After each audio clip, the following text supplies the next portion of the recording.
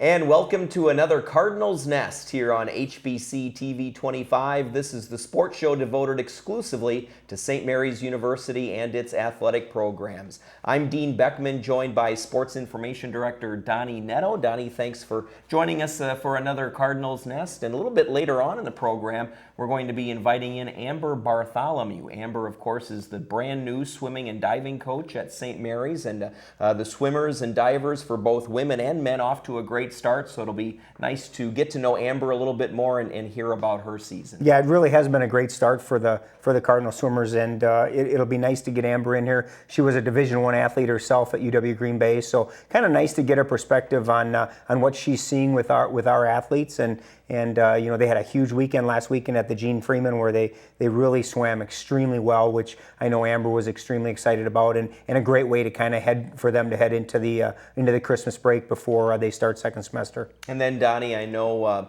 we talked a lot last week about Mark Schumacher from the men's basketball team, and we'll learn more about him. Nathan Voller is going to be talking about with Mark, and he'll be in our student athlete spotlight this week. Yeah, kind of like we said last week, Mark is just a great kid, and it's very deserving of this spotlight, just for people to get to know the person that Mark is, and some of the amazing things that he does, not only on the basketball court but off it as well. And speaking of Mark Schumacher and the men's basketball team, they were able to secure the first conference win of the season for the Cardinals. A nice win over McAllister, a double-digit win in which, Donnie, a number of different players stepped up offensively. Yeah, I tell you what, you know, we've gotten to see them twice now. They've had 2 home games, and in both of them, their offense is very explosive. 85 points against McAllister and 83 against Crossroads. So, you know, they're showing right now that they can put the ball in the hoop, and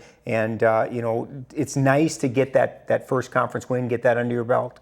And now you know, they've got a couple of conference games here and then a non-conference game before the break, and so, you know, hopefully they can really kind of get some things rolling right now. Well, it's nice to finally have them back on campus. They spent so much time on the road the first part of this season, but now they're in the middle of a 4-game home stretch, which I'm sure right at finals time is appreciated by the players and coaches. No question, and really, anytime that you go 5 straight games on the road, that's a lot of travel, and it certainly can have an effect on how you play. I know I've been talking to a number of coaches now this week about, you know, games that they've played on the road, and it's tough. And anybody you talk to in this conference will say the same thing. Playing on the road is very, very difficult. And so now to have this nice homestand where they can play in front of the home crowd and put on a show for them. I know that you know, Coach Rusthoven likes to play at home, and we've had great fans. The 2 home games we've had, great crowds. So they're putting on an exciting brand of basketball. And you know, you mentioned we've had some outstanding individual performances. You look at the McAllister game, 4 players in double figures. Connor Kaiser had 20. Quashingham Smith-Pugh had 19. You know, you're getting that kind of performance. It makes it very difficult for other teams to slow that offense down. I was going to ask you about Connor, because he was a player we talked a lot about last year, but it didn't seem like the consistency was there. But now this year with Connor, he's showing up in the scoring column as one of the leaders game in and game out. Yeah, I think part of that too is just confidence. And you know, he started out his senior season and started out very strong. And I think that just with each game, that confidence has built. And you know, he's playing very well. 20 points against against McAllister. Second time he's had 20 points in a game this year. He had 23 against Martin Luther. So, you know, he can put the ball in the hole. So you know, you've got him and Q leading the way, and then Will Swigham is continuing to do the things he does. He had a big game against McAllister. Wiley Farron's playing very well. So it's a little of the new and a little of the old, and I think it's a really good blend right now. And I know Coach Rusthoven's got him playing very well, and hopefully that can continue, build some momentum, because as we talk with every team, this break coming up is a tough one, because, you know, you step away from the game for a couple of weeks and then have to start all over. It really is almost like starting all over. So if you can go into that break with some good momentum, I think it makes working out and staying a little bit fresher over the break a little bit easier to do. And Kevin Gleason, another individual performer who stepped up and had double digits in that win over McAllister. So now this weekend, you mentioned, Donnie, Carleton, another conference game, and then Simpson College on Wednesday. What are we expecting from those two opponents? Well, Carleton is very good, and when you talk about any conference opponent, you can say the same thing because the conference in men's basketball, top to bottom, is very tough. So it'll be a great game. And then Simpson, it's been eons since we've played Simpson, so we haven't played them since the '60s. So it's really hard to say what we're going to face with the Storm, but I know they're a good IAC school, and should be a real good test for the Cardinals as they close out the first semester. All right, women's basketball, they also took on McAllister last weekend, and the Cardinal women remain undefeated on the season. Again, a double-digit victory there against McAllister, so things continue to roll for their new coach, and they're getting, again, like the men's team, contributions from a lot of different players. Well, and I think the really interesting thing, I guess a couple of things with the women's basketball team is I think the fact that they're 6-0, I think teams are finally going to start to say, wait a minute, this team is for real. Mm-hmm. You look at what they lost with graduation. A couple of individuals didn't return again this year, so they lost a lot. And for Coach Pollard to have to really kind of start all over, not only with this being his first head coaching duties, but also with so many new faces.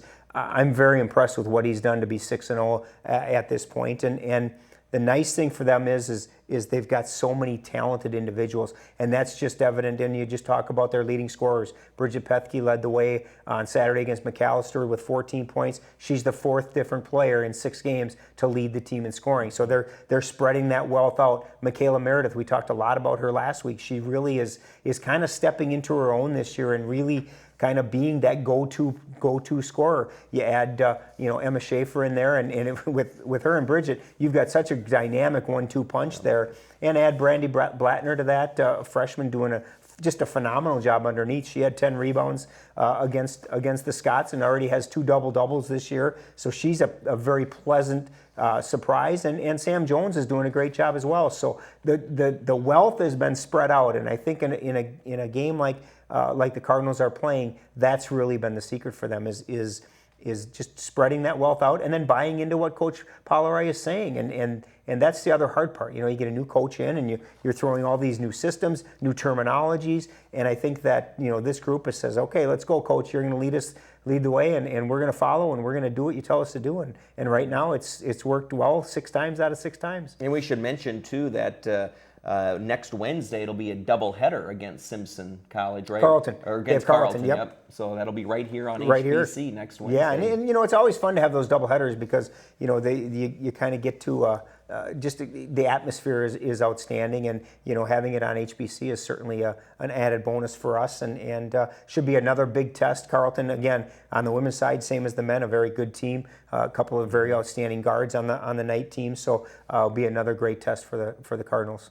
Now, Donnie, the men's hockey team, we talked to Bob Kinney here on the show last week. Now they went up to Concordia and took on the Cobbers. Things didn't go as well as Bob and the team was hoping for last weekend, as a rare feat for them. Their offense slowed a little bit. In fact, got shut out in the second game. Yeah, it was a tough weekend. I talked to Coach Moore afterwards, and he said that the 6-3 loss on Friday, they did not play well.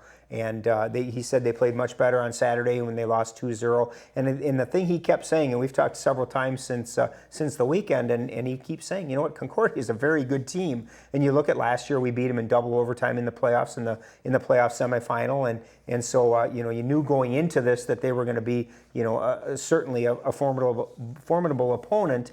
And they're 4-0 in the conference, so they are a very good team, and defensively they played extremely well, and that's the key in this conference. As we've said, we were the number 1 scoring team in the nation, and for us to only score 3 goals in 2 games combined against Concordia, give them some credit for playing great defense. So now they're off until January 3rd when they come back against the Milwaukee School of Engineering. What is Coach expecting? What's the practice schedule like during the long break? Well, they'll skate. They're skating this week, just regular practices, and then obviously you have to be off for the semester finals, and then a lot of times it's I hope you guys can get back and get to your high school teams and skate with them or whatnot. Workouts. Absolutely, and then once Christmas is over, he'll bring them back probably around the 29th of December, and start getting ready. Well, actually, 28th of December because they play on the 3rd. So he'll bring them back and get ready for the second half of the season. I know that you look at those 2 losses and you kind of say, boy, that really hurts. And the one thing that I know Coach Moore hopes is it's a little bit of an eye opener, a little bit of a wake up call for the players. They had gone that 8 games without losing a game. Things were going really well.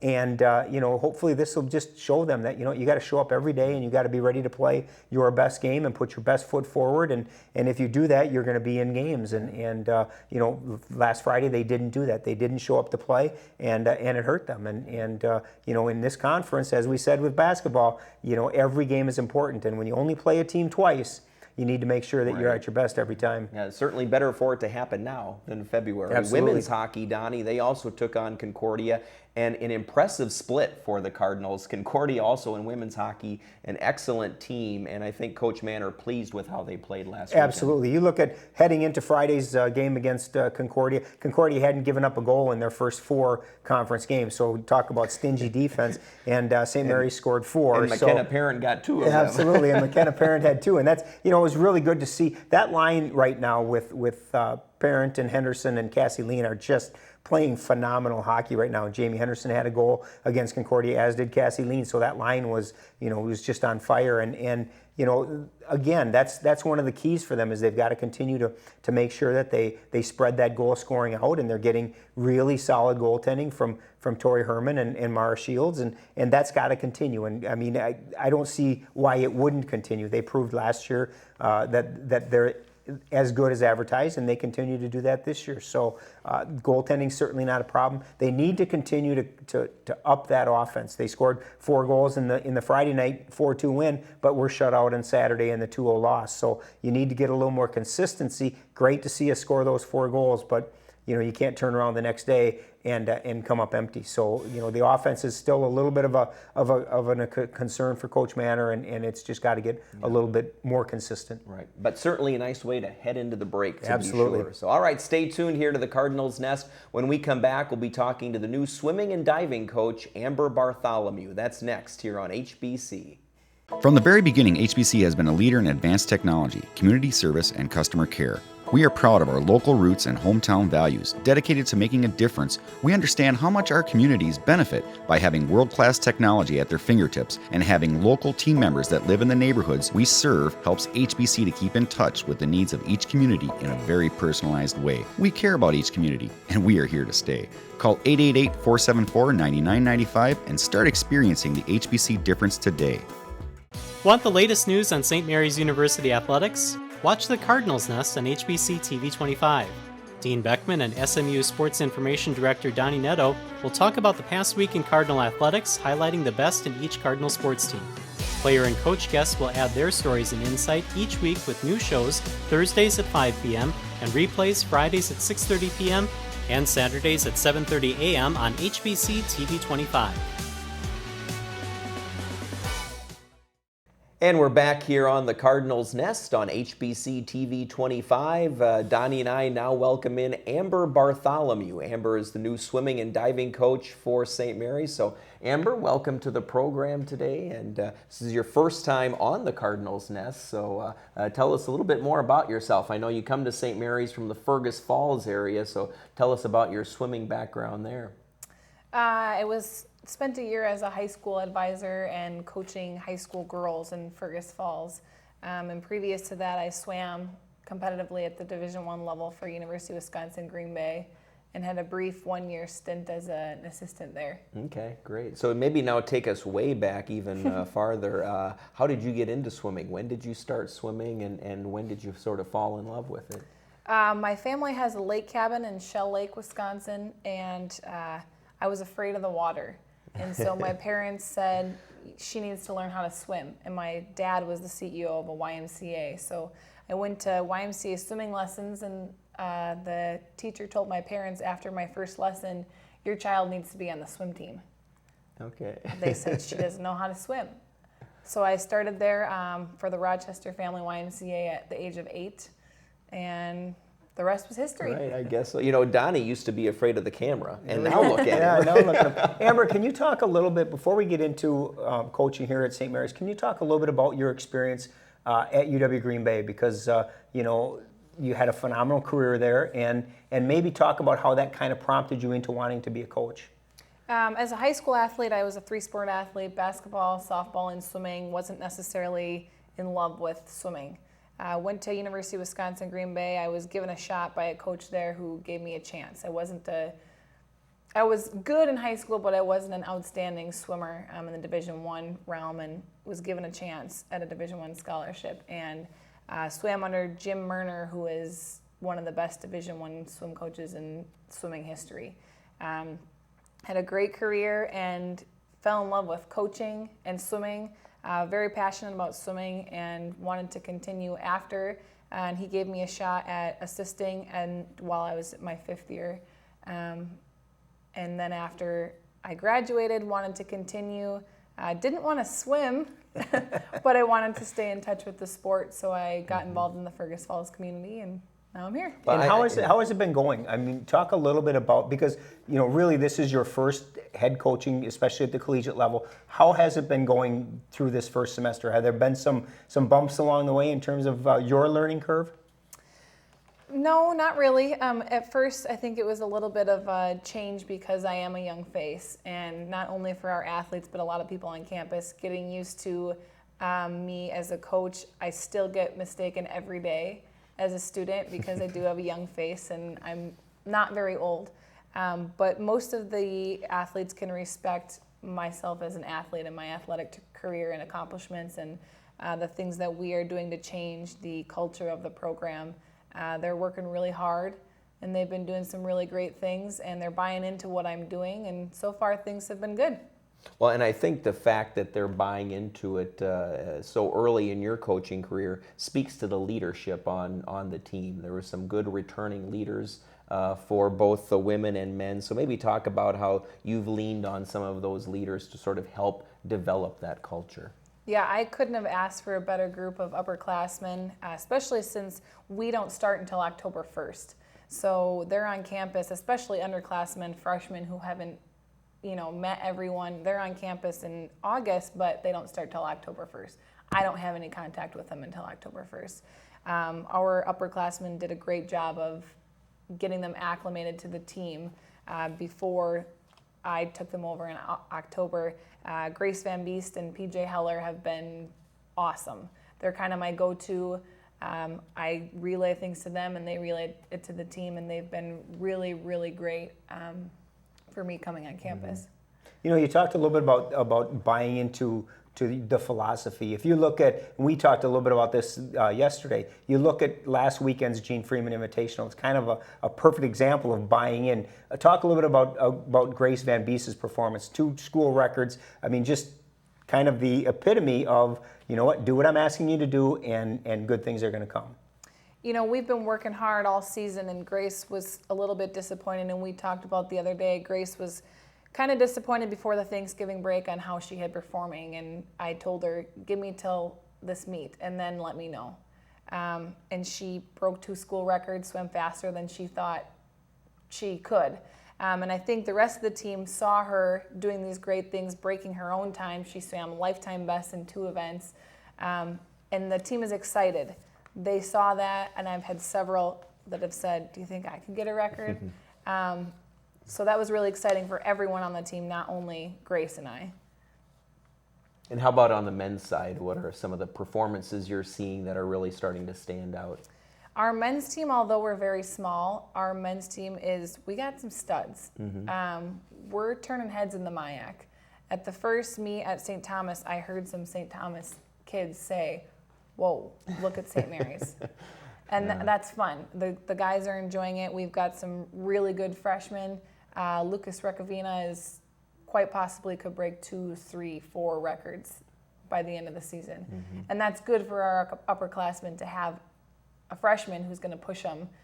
He's making everyone else better, and they're enjoying that, having him there. So I'm curious to know, how do you go about balancing some of those individual goals with team goals, and how much time do you spend talking about each of those with the athletes and the team as a whole? Yeah, swimming is one of those things that a lot of people see it as an individual sport. but it's not. And even men and women, everything we do is together. We score differently, men and women, but what the men see as their success, women also are part of that. We talk a lot about individual goals, but we also talk about moving up in the MIAC.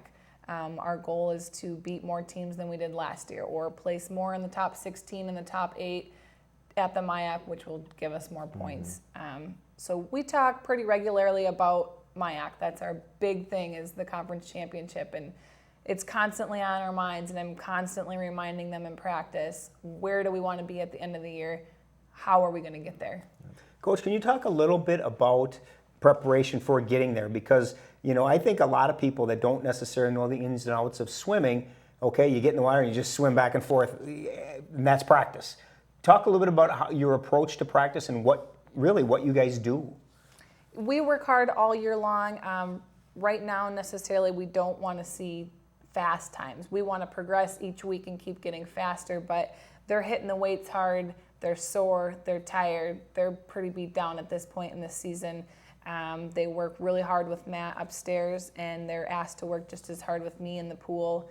And then towards January, we'll start kind of tapering down in yardage, doing some more faster stuff on a longer interval to prepare ourselves to be well rested for the conference championship. And for those that haven't qualified, we will go to the Minnesota Challenge at the U of M, and they will taper down in hopes that we will get a cut time to swim at the MIAC Championships. And how do you handle this long break, because your next meet isn't until Luther, which is January 16th? Yep. It's a little Not scary. easy, right? Yeah. Gives me a little anxiety thinking about sending them on a break. But we talk a lot about, if you want to complete these goals at the end of the year, it's really important to you that you are swimming over break and taking care of yourself, eating right, making sure you're staying on top of your sleep and studies and all that kind of thing. And they know that if they're not in the water over break, I'm going to be able to tell, they're going to be able to feel it in the water, and we don't want to take those steps back. And finally, Amber, just one more question. How do you sort of divvy out assignments with your assistant coaches? This is the first time we've had an assistant in quite some time. He swam for University of St. Thomas, and we swam a little bit of different stuff. He was more of a distance swimmer while I was an IMer and mid-distance and sprint. So he's been kind of taking a lot more of the distance stuff, but it's really nice to have another set of hands on deck.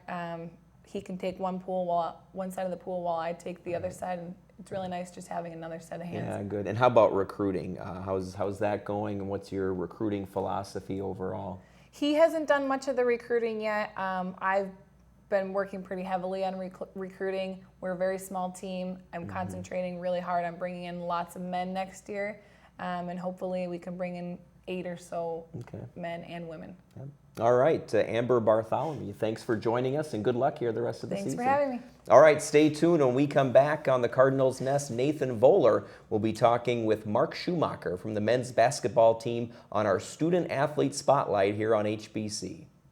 Tune in for the Sports Buzz every Tuesday at 5:30 as a panel of local sports journalists tackle the hottest topics on everything from local high school and collegiate sports to regional discussion about the Twins, Brewers, Vikings, and Packers. With the Power Play Fantasy Football Challenge to the Rant of the Week and NFL Pick'em, the Sports Buzz is fast-paced and sure to entertain. That's new episodes of the Sports Buzz every Tuesday at 5:30 with replays only on HBC TV 25. Join HBC Sports' Extra Point one-camera coverage of high school football and soccer throughout the fall, presented by Lewiston Auto. In addition to our Football Night Crew broadcasts, Extra Point will bring you 8 games from the gridiron and 9 games from the pitch. For the full slate of games, simply visit hbci.com/sports to find out when your team will be on the field. That's Extra Point coverage of HBC Sports presented by Lewiston Auto, all fall, only on TV 25. And we're back now to wrap things up on the Cardinals Nest. Dean Beckman alongside Donnie Netto. And Donnie, it was great having Amber Bartholomew, the head coach for the swimmers and the divers in. And, really exciting new head coach. He's really looking to make big things happen and already doing so with with both the women and men No swimmers. question. And I think that, we talk about the pleasant surprise of Brent and the women's basketball team. I think the same can be said for Amber. She's doing a phenomenal job and really getting the results that this hard work is all about. And, Grace's 2 school records are something that, Grace can certainly be proud of, but I think it does kind of make a statement that, hey, you follow what we're trying to do here, and you follow the path, and good things are going to happen. And I think that that's going to continue. She's got a number of people who have already qualified for the MIAC championships, and as she said, that's really what they're pointing for. That's the whole season right there, is those 3 days. So things are definitely on an upswing for the Cardinals. Absolutely. Well, it's time now for our student athlete spotlight here on HBC, and today we're going to be focusing on Mark Schumacher from the men's basketball team. Here's Nathan Voller. Mark Schumacher has had a lot of success in his basketball career, not only being a dominant force in the paint for St. Mary's, but even leading Perham High School to a Minnesota 2A state title. But what's even more impressive is that he's currently nominated for the All-State NABC Good Works Team, which recognizes student athletes for their actions in the community. Mark is currently studying theology, and his faith has served a major role in his life, not only serving him well on the court, but also in his actions off the court. So there was a program at St. Mary's that I really liked. That was something I really wanted to do, and I pursued that first and foremost. And then I was actually shooting in the gym, working out, and the head coach actually came up to me and said, "Hey, you're really tall. We're looking for some size. Did you play basketball in high school?" And I was like, "Well, yeah, I was actually meaning to come talk to you." So we ended up meeting, and it worked out that I was able to play my freshman year, and it's been a great experience ever since. Well, we set our expectations high. I mean, when we had our team meeting the first week of school or second week of school, we had about 25 guys in the room, guys who wanted to play basketball, and we stated flat out, we want to win eight games in our conference and win 12 games overall, 13 games overall. That should get us into the 5th or 6th seed in the playoffs, maybe outside looking in, but those are the expectations we set for ourselves. I played with the same group of guys since 2nd grade, and we were off and on. We were really good when we were younger, and we kind of went through a little spurt of middle school where we were above average but not great. And then my freshman year of high school, we won a Pace Setter tournament, which is like a state tournament for younger guys. And then my junior year, we actually ended up winning the state tournament for Class 2A. In the state of Minnesota, and then my senior year we took 3rd place for Class 2A. So I had a lot of success in high school. It's always been a passion of mine, especially right before my senior year of high school. I had a pretty major experience in my life that really amplified my faith and made me very interested in it personally, and then that personal faith kind of turned into I want to learn about the faith. St. Mary's has a great theology program here. So I knew the second I came back that's what I wanted to study. So it started out as more of just a personal interest of mine, which really developed into like I need more. I need to keep learning about this. Yeah. So I'm actually looking at graduate school. I'm looking at going to St. Paul School of Divinity. It's a seminary up in the Twin Cities, but they also offer a lay theology program, which I'm looking at, as well as teaching. Or campus ministry, working in a parish, maybe it's parish youth ministry, maybe it's adult formation. I mean, I'm really open to whatever, as long as I'm able to use what I've learned at St. Mary's, not just in the classroom, but also the values that I've learned from some of my professors. And being in athletics, I've grown a lot through that experience as well. So, for me, athletics have always been about being a part of something bigger than myself. I mean, I was never really in an individual sport. I was always in football, basketball, baseball. Those are my 3 sports in high school growing up, and I play basketball now. But it doesn't rely on my individual effort. It's about me doing my job, the others around me doing their jobs, and when we put it all together, it forms this, I mean, you can call it beautiful, you can call it awesome, you can call it just this great working machine